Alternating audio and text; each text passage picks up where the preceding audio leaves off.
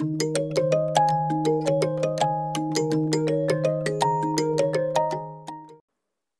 विद्यार्थियों, हमारे YouTube channel Prabhakar classes पर आपका हार्दिक स्वागत है। पिछली वीडियो में हमने भाषा के बारे में कुछ जाना। इस वीडियो में हम उसे और विस्तार से पढ़ेंगे। देखिए,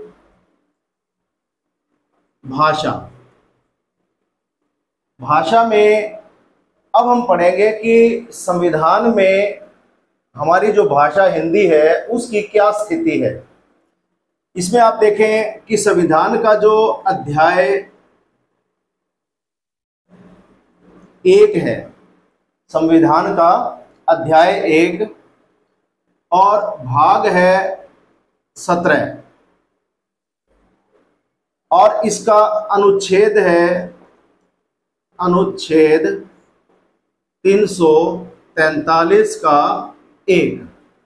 ठीक है, संविधान के अध्याय 1 भाग 17 अनुच्छेद 343(1) के अंतर्गत हिंदी को भारत संघ की राजभाषा, हिंदी को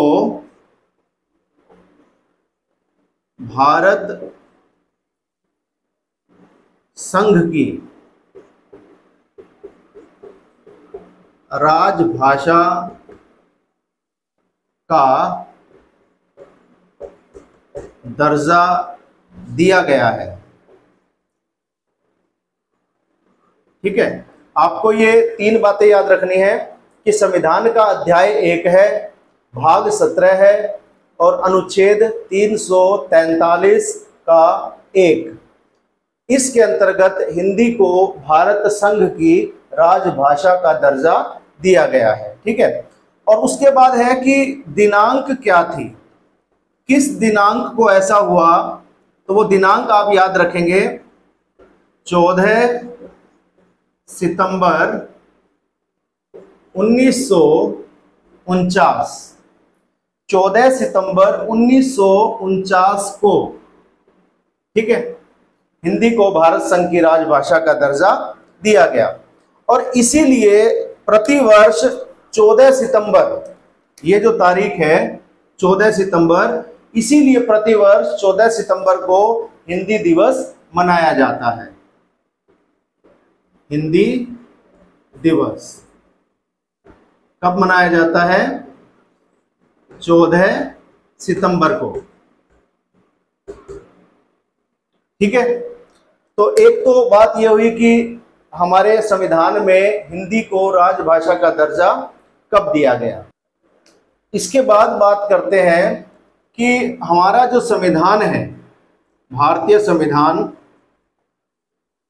संविधान की जो 8वीं अनुसूची है, संविधान की 8वीं अनुसूची में कुल 22 भाषाओं को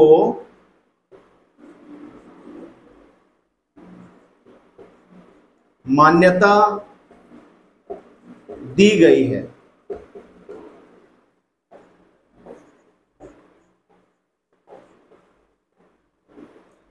ऐसा नहीं है कि भारत में केवल 22 भाषाएं ही मानी जाती हैं या 22 भाषाएं ही बोली जाती हैं। भारत में सैकड़ों भाषाएं बोली और लिखी जाती हैं, लेकिन संविधान में 22 भाषाओं को मान्यता दी गई है, स्वीकृति प्रदान की गई है। तो ये 22 का आंकड़ा आपने याद रखना है। दूसरा, ये कौन सी अनुसूची में ऐसा लिखा हुआ है? ये संविधान की 8वीं अनुसूची में लिखा हुआ है। और वे 22 भाषाएं कौन सी हैं वो हम अब देखते हैं। तो देखो बच्चों, ये है वे 22 भाषाएं जो संविधान में मान्यता प्राप्त हैं। जैसे पहली है हिंदी, संस्कृत, पंजाबी, गुजराती, मराठी, उर्दू, कश्मीरी, ओडिया, असमिया, बांग्ला, तमिल, तेलुगु, कन्नड़, मलयालम, सिंधी, मणिपुरी, नेपाली, कोंकणी, बोडो, डोगरी, मैथिली, संथाली, ये 22 भाषाएं हैं। अब इसमें आप एक बात और समझें कि जब हमारा संविधान लागू हुआ था, कब? 26 जनवरी 1950 को जब हमारा संविधान लागू हुआ था, उस समय इन 22 में से केवल 14 भाषाएं थी जो संविधान द्वारा मान्यता प्राप्त थी।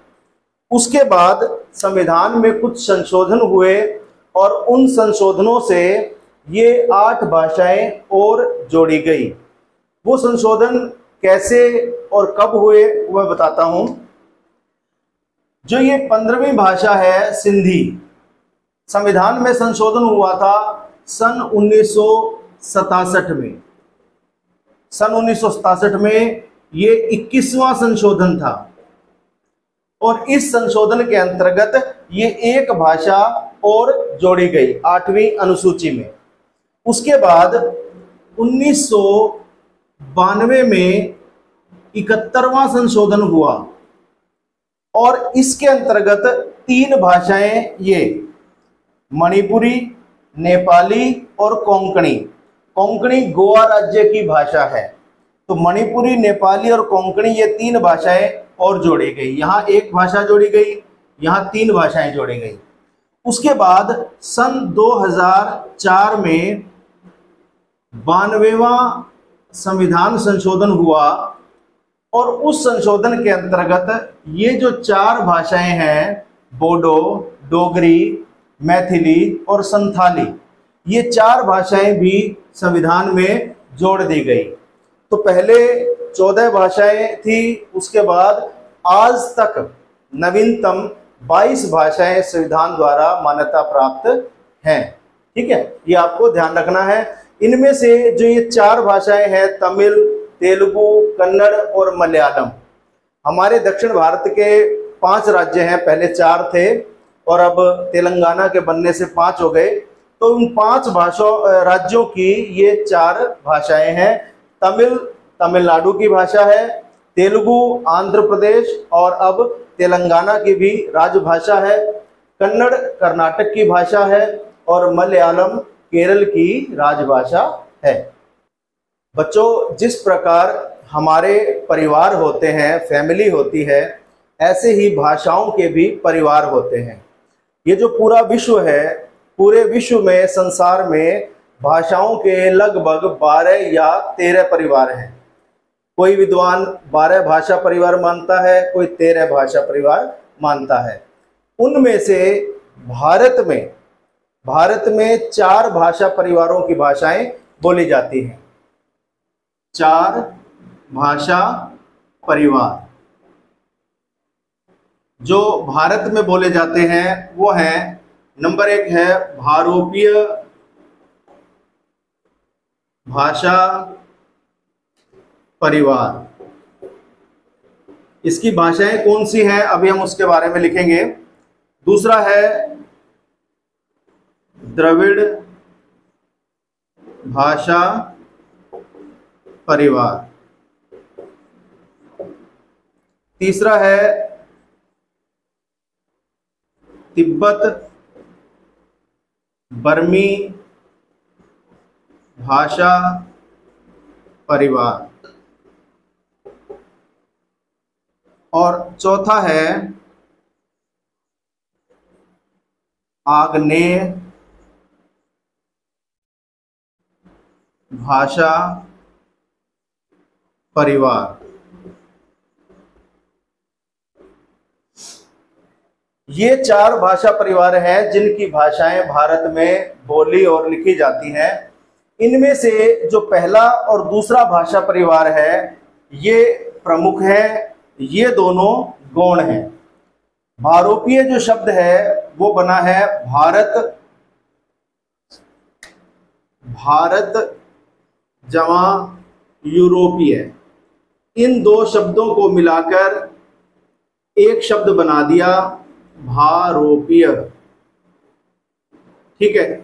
तो भारोपीय भाषा परिवार जो है, इसमें वे भाषाएं आती हैं जो भारत और यूरोप में बोली जाती हैं, और भारत में भी दक्षिण भारत को छोड़कर, पूरे भारत में नहीं लेकिन ज्यादातर भारत में भारोपीय भाषा परिवार की भाषाएं बोली जाती हैं। तो इसमें पहला जैसे हम यूं कहेंगे कि एक तो हिंदी भाषा है, संस्कृत है, गुजराती है,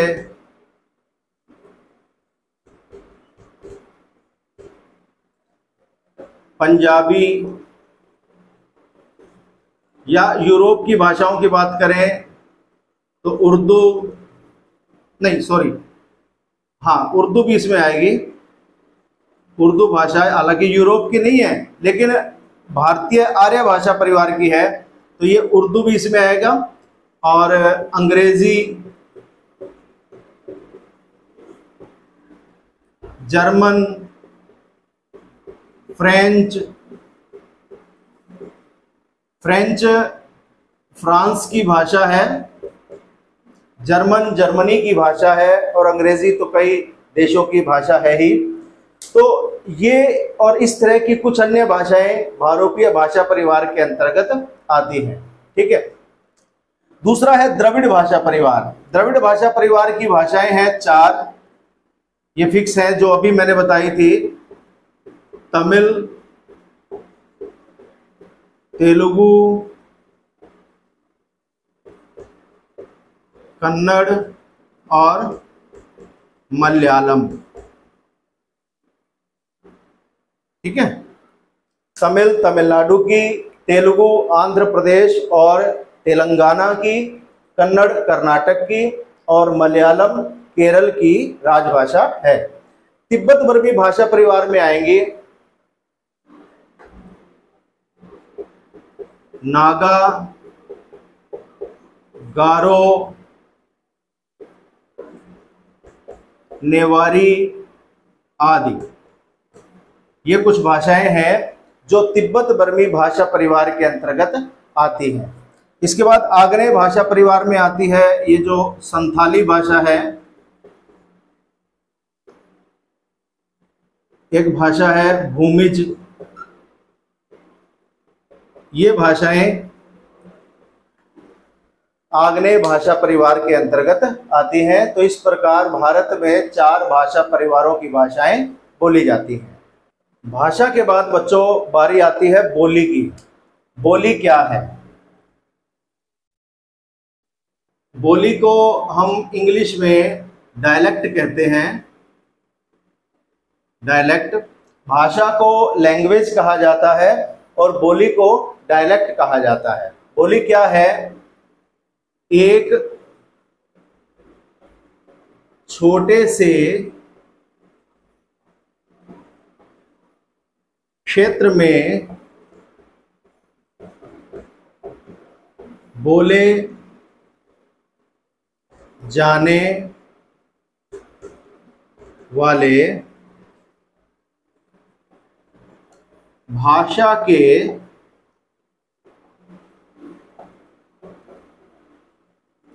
स्थानीय रूप को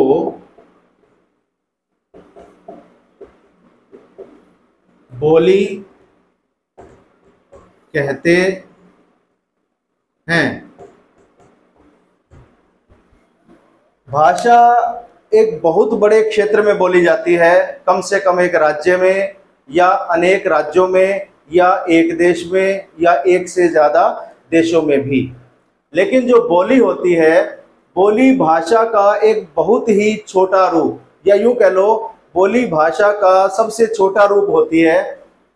तो इसको कहते हैं एक छोटे से क्षेत्र में बोले जाने वाले भाषा के स्थानीय रूप को, यानी जो उसी स्थान का ही हो और थोड़ी दूरी पर जाकर बोली में परिवर्तन आ जाता है।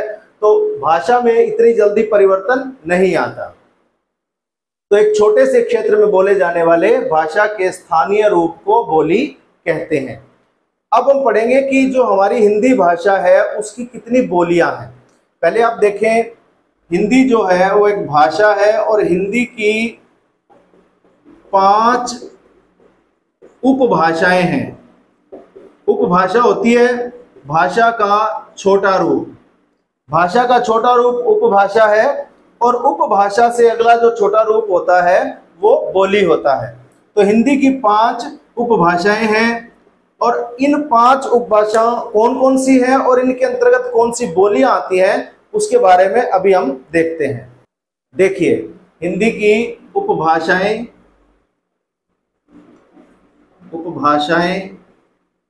एवं बोलियां।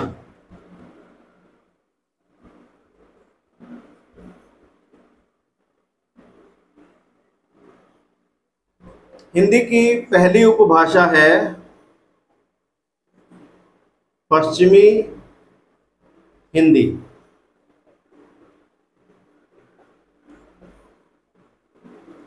पश्चिमी हिंदी के अंतर्गत 5 बोलियां आती हैं। पहली है खड़ी बोली, ब्रज,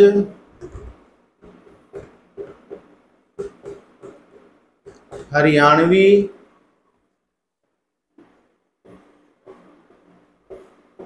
बुंदेली और कन्नौजी। ये 5 पश्चिमी हिंदी के अंतर्गत आती हैं। अब इसमें एक और बात क्या है, जो खड़ी बोली है इसको कोरवी भी कहा जाता है, कोरवी, ठीक है। और हरियाणवी को बोली को बांगरू भी कहा जाता है, बांगरू, ठीक। पूर्वी हिंदी,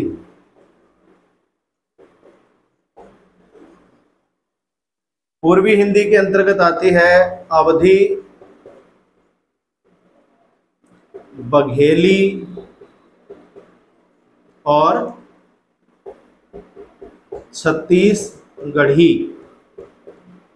ये 3 उपबोलियां आती हैं। अवधी जो बोली है इसमें तुलसीदास जी ने रामचरितमानस की रचना की थी, ठीक है। तीसरे नंबर पर आती है राजस्थानी हिंदी, राजस्थानी हिंदी। राजस्थानी हिंदी के अंतर्गत 4 बोलियां आती हैं, जयपुरी,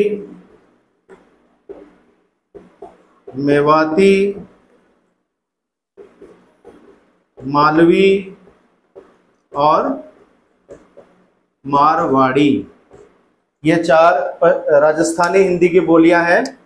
जो जयपुरी है, जयपुरी का एक नाम और है, इसको ढूंढारी या ढूंढाड़ी भी कहा जाता है, ठीक है। ये जयपुरी बोली के ही 2 नाम और हैं, ढूंढारी या ढूंढाड़ी, ये कहा जाता है। उसके बाद बिहारी हिंदी,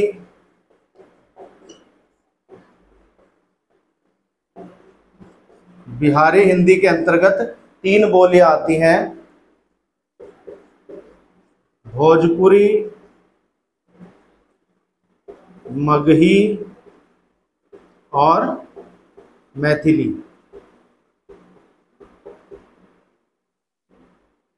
ठीक है। उसके बाद पश्चिमी हिंदी, पूर्वी हिंदी, राजस्थानी हिंदी, बिहारी हिंदी और 5वें नंबर पर है पहाड़ी हिंदी।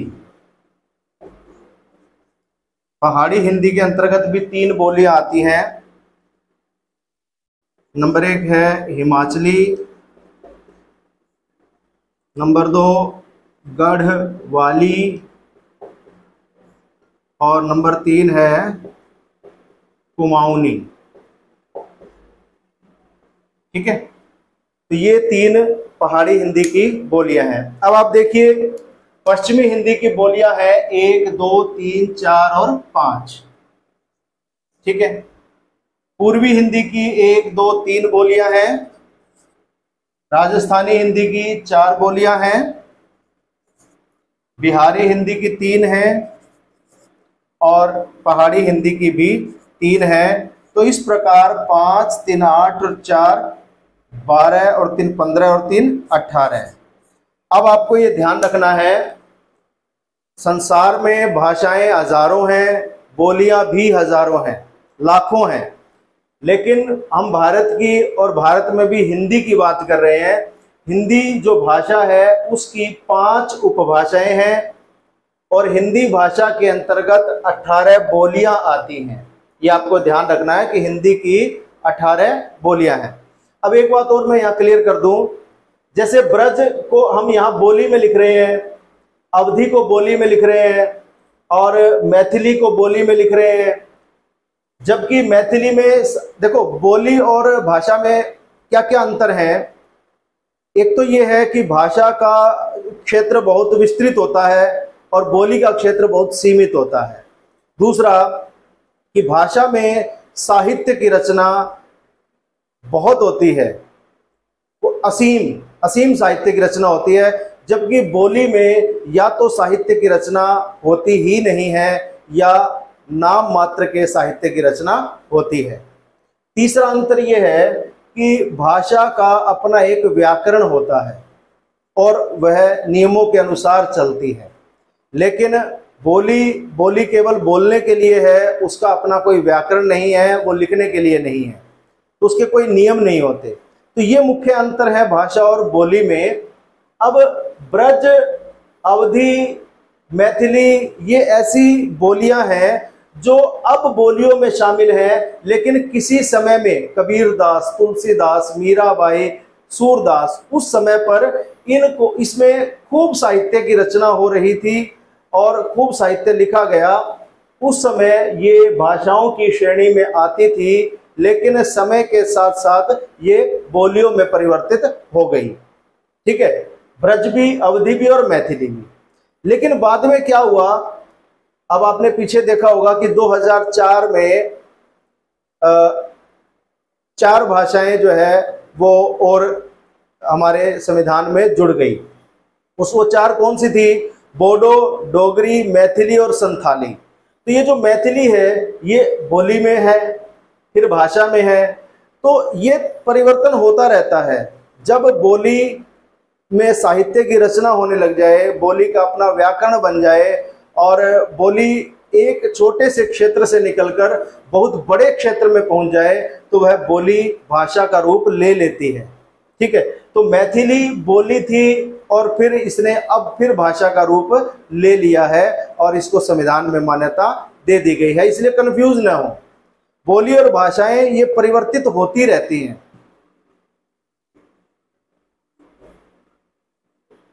लिपि क्या है? सामान्य भाषा में हम कहते हैं कि लिखाई के चिन्हों को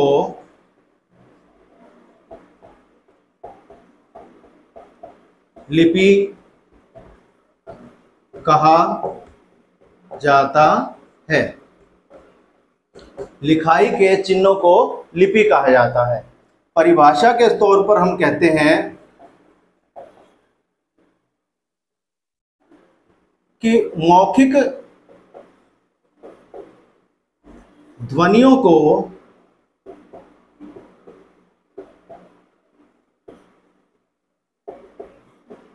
लिखकर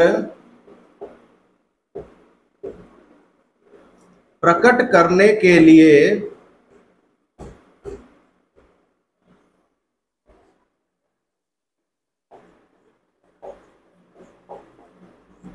जो चिन्ह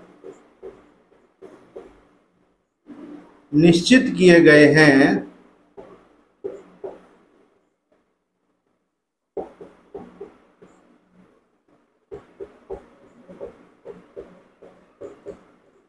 उन्हें लिपि कहते हैं।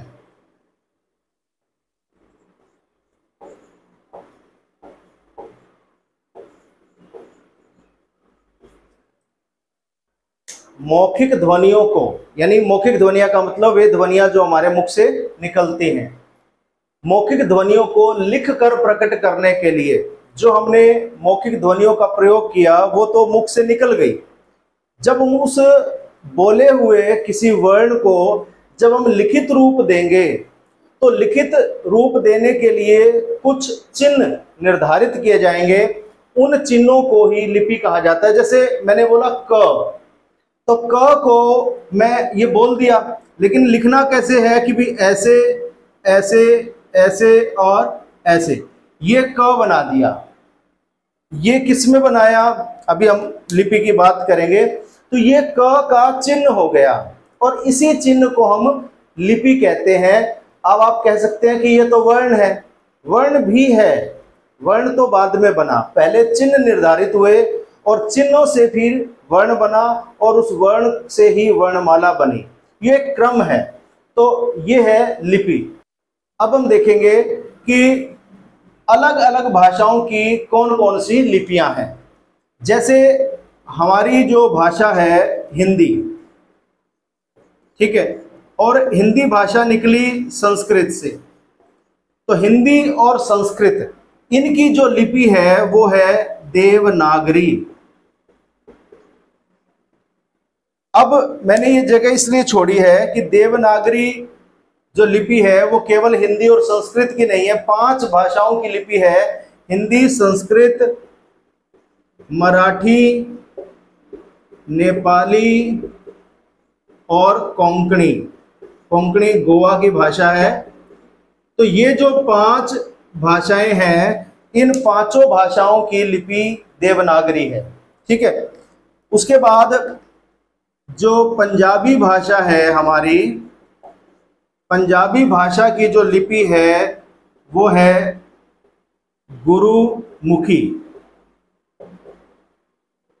ठीक है। उसके बाद अंग्रेजी जो भाषा है,